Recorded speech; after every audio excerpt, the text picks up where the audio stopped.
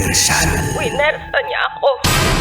mas pinainit, Ramdam ko ang halik niya sa leeg ko. Bababa sa aking. at mas pag-uusapan. Tinanggal niya bigla yung panty ko. Mga sikretong dito mo lang mapapakinggan. Top Secrets. Top Secrets. Top Secret. Top Secrets. And we're back, kabisyo. Kasama nyo pa rin si DJ Rocketera, ang Basa Princess ng Law Radio. At kasama pa rin natin sa kabilang linya si Carlo from Quezon City. Hello, Carlo! Hello po. Carlo, ikaw pa rin ba yan o si June na yan? Si Carlo pa rin po. Ayan. Carlo, hello! Magandang gabi sa'yo. Magandang gabi rin po, idol. Marami nagtatanong dito kung ano nga ba kasi ang parang organizational chart o yung parang yung level ng ng mga trabaho ninyo. Ano ba yung role ng bawat isa? Sino ba yung dapat yung sundin? Sino ba yung head? Pwede mo bang i-explain sa amin yung ganon? Sila po kasi and skilled. Aha. Ano ibig sabihin nun? Tapos ako po, timekeeper and katiwala na rin po ng amo. Mhm. Kasi sa ilang taon ko na po kasi sa kanila, hindi po ako nakagawa ng kung anumang krimen or pagnanakaw o makating kamay. Ako po yung napagkatiwalaan nila. Mhm. And then, sa akin, sabi sa akin ng amo ko na ikaw ang magbantay dyan, ikaw mag-lead dyan. Kapag alam mong mali ginagawa, pagsabihan mo. Ganun po. So, binigyan ka ng ganong klaseng role dyan sa site ninyo o proyekto ninyo. Pero dapat Apo. malinaw yan doon sa mga kasamahan mo sa trabaho. Mukhang hindi na ibigay sa kanila yung impormasyon na ganyan. Kaya siguro, hindi nakikinig sa'yo. Wait lang, nakatapat ka ba sa electric pan? Opo. Ayan, pwede bang magtiis-tiis ka muna na mabaskil ng onte? Kasi rinig na rinig ko Okay yung pa. Okay na po. pagkatapat ng electric pan. Ayan. Palagay mo, dahil din sa hindi na i-communicate o na ibigay yung impormasyon na yun dun sa mga kasama mo, kaya nagmamagaling? Naibigay naman po sa kanila. Hindi lang nila matanggap. Opo. Yun lang po ang masama. May ganun. Yung hindi nila matanggap na ikaw yung mas pinagkatiwalaan dahil 4 na taon ka pa lang. Kumbaga sila mas matagal na sa'yo, pero hindi sa kanila ibinigay yung role na yun. Opo. Okay. Kaya nga po ako, lumayo na lang din po ako sa kanila dahil dalawa naman po yung site ginagawa namin. Lumayo na lang po ako kasi nabantaan na rin po yung buhay ko ron eh. Ah, talaga? So, pwede pala yung ganun. Since 3 yung sites ninyo, magpapalipat ka sa iba o... Opo, Nagsabi nagpapalipat po ako. Ah, okay. Nagpapalipat po ako. Yun. Buti naman pala, at least iniwasan mo na lang. Bakit napagbantaan yung buhay mo? Eh, ganyan po talaga ugali ng mga contraction. May initin po talaga. Yung contractor Kapag ang mismo? Hindi po, skilled lang po. Yung Yung skilled. Yun lang po kasi, ang hirap naman po kasi dumating sa punto, trabaho lang naman po pinunta ko ron eh. Dayuan lang din po ako, taga-Antipolo po talaga ako. Pagkatapos ng Dito project na. na yun, uuwi ka na sa inyo? Hindi pa po. Ay, hindi pa. Tuloy-tuloy pa Opo. sa pagkukonstruksyon. Opo. Pag ano po, baka magbi-BGC po or Makati, ganun po. Anong napagtanto mo ngayong ikaw ay lumayo, tapos tuloy-tuloy pa rin sa buhay yung mga ibang kasama mo sa trabaho? Ikaw, nandyan, humihinga ka pa naman. Anong napagtanto mo tungkol sa trabahong meron ka ngayon? Ang pagtanto ko po, naging masaya ako dahil lumayo po ako, tapos nakahinga naman po akong malalim dahil wala na pong iniisip na kasama na kapag matulog nga po, baka biglain na lang po ako. Meron bang ganun na nangyayari sa inyo? Na parang biglang sasaksakin ka o kaya biglang may gagawin sa yung masama habang natutulog ka kasi magkakasama Depende lang kayo sa naman po isang eh. site. Depende naman po yan sa pakikisama eh. Mhm. Na akin naman po eh, kung ano lang po binigay sa akin ng role ng amo ko, ginagampanan ko lang po. Tsaka Yan lang mahirap po. yung may kaaway ka, di ba? Opo, totoo po. Ikaw ba sa palagay mo naging mabuti ka sa kanila? Opo. Ano yung pinaka masasabi mong ito nagawa ko naman yung tama sa buhay ko para sa kanila? Anong pagkakataon yun? Sa akin, mga nagawa kong kabutihan din sa trabaho is, yung tipong hindi ko napapansin na nakatapos na pala ako ng gantong bidding. Kung sabaga, natapos ko na tong side na to, Mhm. natapos namin na maaga, ganun po. Di ko po naiisip na, di ko po akalain na natapos namin na ganun, kadali.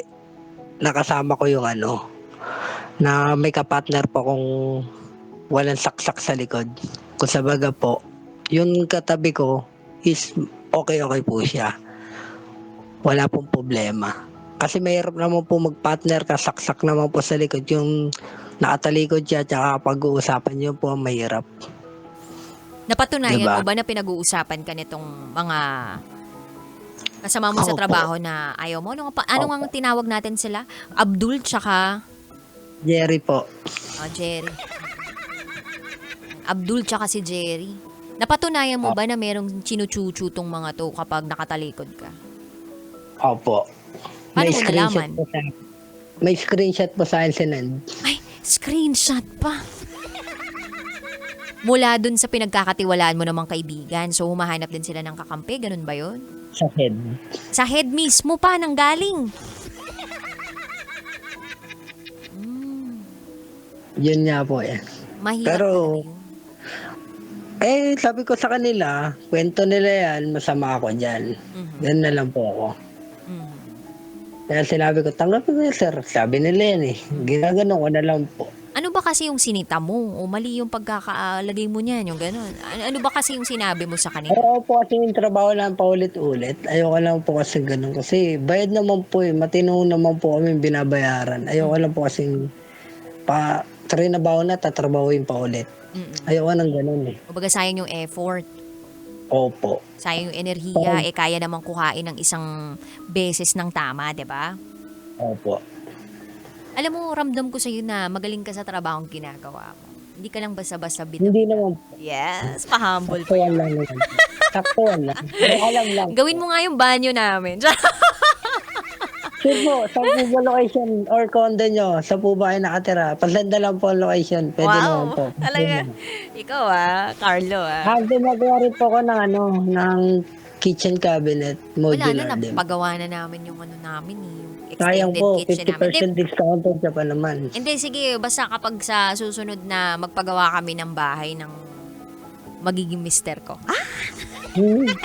Sayang Charot. naman. With the rot. Anyway, binubudol mo na ako. Pero Carlo, ito talaga. Gusto kong marinig ang mensahe mo para dun sa mga naging kagalit mo dun sa trabaho mo. So, baka meron ka dyang message na gusto mo pang ilabas na nandyan sa puso mo. Ilaban mo na. Ganda naman sabi ko sa kanila,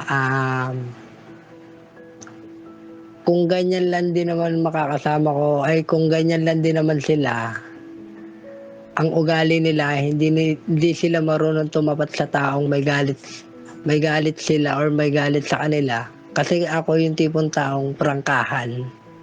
Huwag mo akong pagkwentuhan sa ibang tao. Kung may galit ka sa akin, kumprontahin mo ako. Ganun ako eh. Yun lang po. Oy, lumaban kayo ng harapan, huwag backstaban. Yun naman pala ang gusto ni Carlo from Quezon City. Maraming salamat, Carlo, sa pagtawag mo sa akin dito sa Love Radio, Pwede ha? pong pa-shoutout daw po. O sige na, i-shoutout mo na kung sino man yan. Shoutout daw po sa mga kabarangay ko dyan sa may Antipol, sa may Barangay Kupang, then sa mga taga De La Paz, shoutout po sa inyo lahat, sa mga taga Looban, Family Bilaro, Alisoso, Sabanal, tapos Jun Gaco, Then, shoutout sa may inutangan kong tindahan, di pa ako makakabalik. Pasensya na kayo. Ayun na. Okay na po. Thank you ha. Sana makabayad ka Thank na you at po. makabalik ka na doon ha. DJ, Oh. tapos po ako, pasend po ako ng location nyo. Hindi then pa ako para po wala pa ako ipapagawa ngayon. Basta Hindi i-save po. mo yung number mo ko ah. Hindi Ulitin po, mo ako mga yung next year. Station po. Station kasi bibisita Ay, nga oo po nga ako pala, eh. stasyon namin. Oh. Sige, sisend ko sa yung detalye ng stasyon namin. Ha. Akala ko yung bahay namin. Okay, sige, para sige. para po ma-meet ko kayo. Oh, sige, Carlo ha. See you. See you. See you po. Ayun, Thank you po. you. O, diba? Ang cute naman ni Carlo sa kabilang linya. Laban na laban pa rin hanggang ngayon. Pero, alam nyo, nakakatulong din talaga sa isang tao yung umiwas na lang kesa sa pag-aksayan pa ng enerhiya yung mga taong hindi naman nila kayang baguhin. Kasi iba-iba tayo ng dynamic sa buhay. May iba talaga hindi kaya na hindi nila sasabihin yung sarili nilang napupuna o nararamdaman.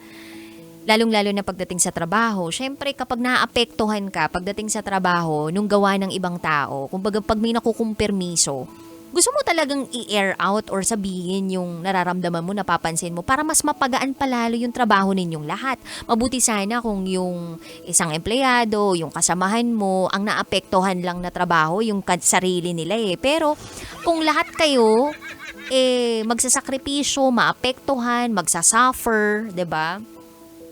Dahil dun sa kagagawan ng isa, kailangan mo talagang magsalita. Kasi hindi naman biro yung pagod na magtrabaho ka sa isang buong araw, yung malayo ka sa pamilya mo sa loob ng 3 buwan o mas mahaba pang panahon. So, naiintindihan ko na may mga pagkakataon talaga sa buhay natin as an employee na magsasalita tayo dahil naapektuhan tayo physically, mentally, emotionally, financially, no? Dahil sa kagagawan din ng isa. And there is no I in team. Dapat buo kayong gumagalaw. At minsan yung pamumuna na yon, 'di ba? Inisip natin, ay, naku, naghahanap lang to ng mali sa akin. Pero yung pala'y makakatulong sa akin at sa ating lahat. Dapat marunong tayong tumanggap ng constructive criticisms. At marunong din tayong bumitaw ng constructive criticisms. Dahil hindi lahat ng napupuna natin sa kasamahan natin ay dapat manggaling sa atin. Minsan may mga tamang tao na dapat panggalingan itong mga obserbasyon na ito. At madalas yung mga taong yun, yung mga heads natin, yung mga boss natin. At hindi dapat manggaling sa atin.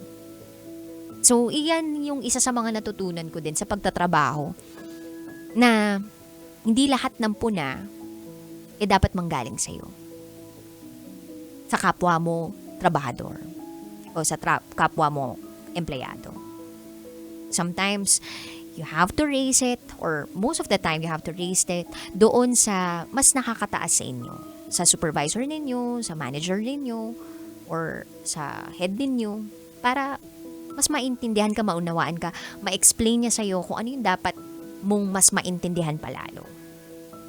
So, yun. Put your energy to the things or to people na mas makakatulong sa iyo. Kailangan kasi natin tulungan din yung sarili natin. And sometimes, para matulungan natin yung sarili natin, wag na natin patulan yung mga taong naninira lang sa atin. It's a waste of time. It's a waste of energy. Pwede namang makinig sa akin. It's not a waste of time. Charot, pwede rin. So, sana kabisyo nag-enjoy ka ngayong gabing ito sa pagsama sa akin.